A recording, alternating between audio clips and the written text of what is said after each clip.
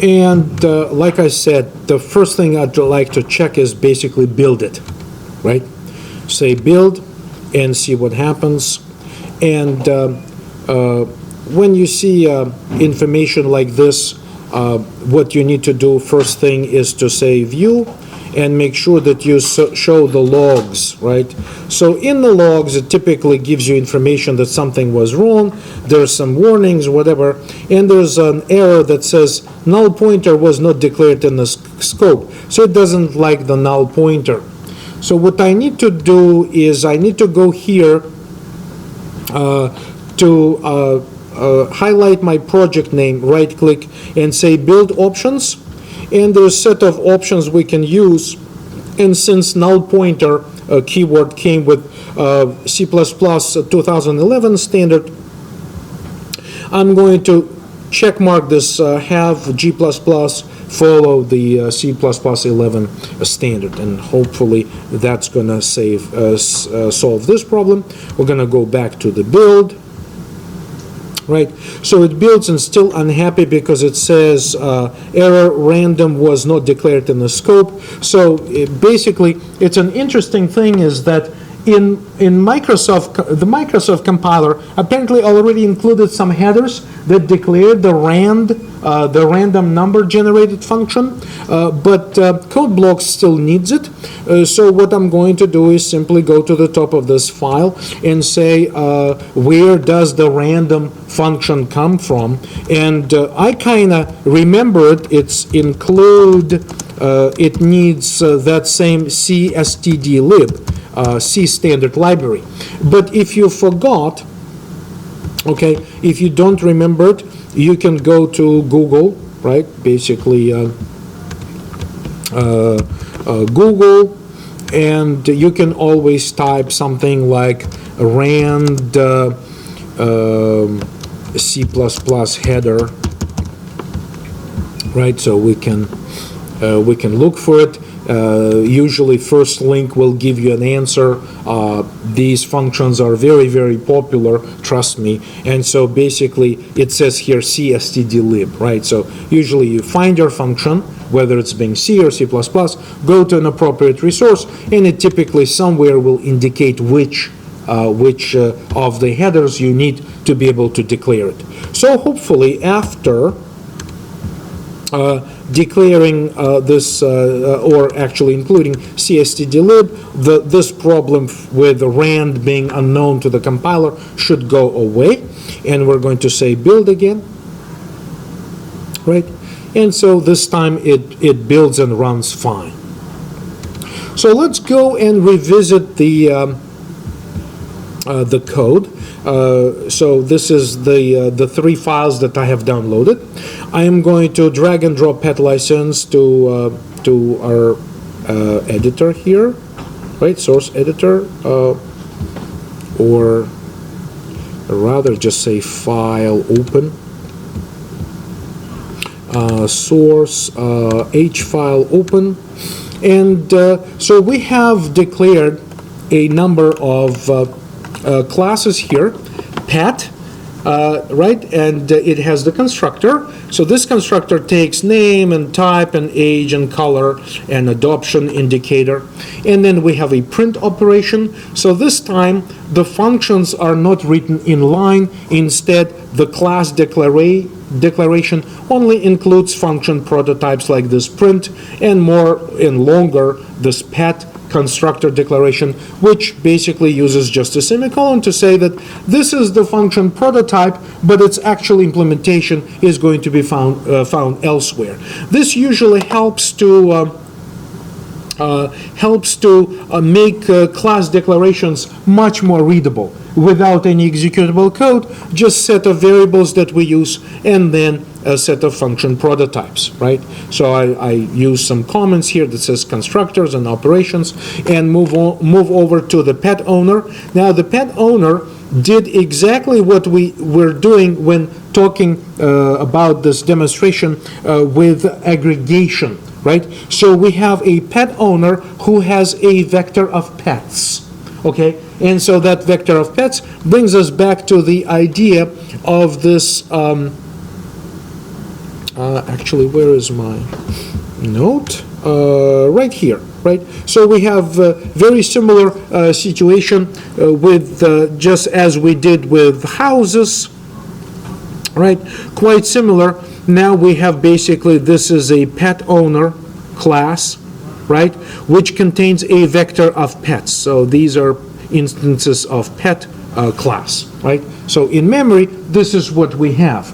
We begin with an empty vector inside the pet owner object, but then eventually the program interacts with the user and populates this dynamic array of pet instances, pet objects, which will be managed by this vector, which we said that it's pretty much in our world, vector is helpful because it becomes a memory manager object, and that is how we arrange a relationship between the pet owner and the individual pet objects that we are populating them dynamically.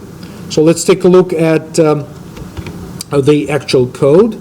We also have pet license, which takes a pointer to pet owner. So obviously, when we say pet license over here in our application, apparently we also create an instance of pet license object somewhere in memory. And over here we have a pointer to the pet owner. So this is pet license object, and it has pointer to pet owner, right? So if our main program has access to pet license has access to the pet owner contains a vector of pets, and if we navigate through this vector, we can access individual pets and do whatever we need to do with this with this collection of pets that we need to eventually calculate the fee and print the actual license, right? So I'm not going to go over all the details, but if we flip over to pet license CPP, you can see that this is where I kept the implementation for all of these functions. For instance, pet license print, how does that look, right? If you go here, let me just insert a few empty lines here so that we can push it up a little bit. So what I do here, I say license number, print the license number because this is part of the pet license, which is just computed as a random number. Then we say pet owner print, which is also part of the part of our pet license. Actually, let me snap it over to the side and close this so we can see things side by side, right? So usually when we say when over here we say pet owner, to be able to understand what pet owner is. Pet owner is, of course, a pointer to the pet owner, right? And we also keep track of the total fee and the license number, and this is what this pet license contains. So when we say print, we call function that belongs to pet owner print, right? So this is the function that we call. We need to locate its implementation somewhere in this file. Here's for example, pet owner print, right? So this print function prints the name of the owner, whether it's a senior citizen, and then goes ahead and looks through the collection of pets and basically calls print on every single pet object, and every single pet object essentially prints its type, its name, its age, and whether it's an adoption. So this results in the printed report that looks like a pet license, right? So this is essentially what happens here. The most complicated part and the messiest part, I would say, is this main function that I have in main.cpp, which basically does a lot of interaction with the user, and eventually it creates pets, and eventually it says we have the pet owner, and we call the add method, and that add method creates a pet object, and the vector of pets gets populated with pets as we move along through the input, and eventually we can print that license. Okay, so that's the actual arrangement. Of course, you need to be able to familiarize yourself with the source code in order to be able to understand it. So obviously, all samples are posted, and today we're just this is if you need to refresh your memory, watch prior week YouTube lecture to see what happened where we try to design this application and write all the code. Right? So my main focus today is going to be, as promised, on this calculate fee. The calculate, I just took a look at the printing function, and printing was trivial. Basically, pet license, goes to the pet owner and says print whatever you need to print. Pet owner prints some simple information about the pet owner, and then looks through all of the instances of the pet objects and calls print on them, and they print every single one of them, prints a little bit of information, and that's pretty much the arrangement of it. So I can follow it. I don't need to understand any business rules. It's just basically following the software calls just to see dynamically what's going on.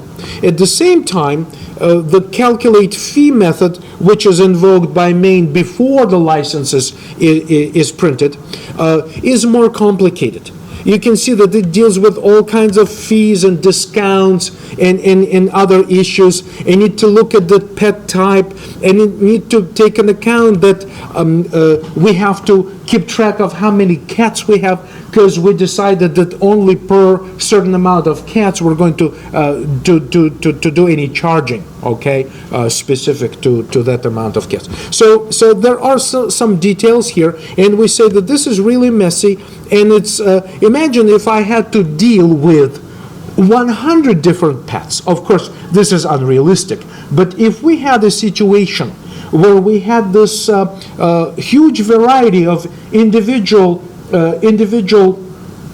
types of objects that we need to store in this collection, so we would have to say, if it's one type, do this. If another, do something else. This could become really, really messy, right? This entire calculate fee function alone could take hundreds of lines of code, could become very difficult to manage. And what happens in real life is that programmers sometimes, with this complicated logic that exists in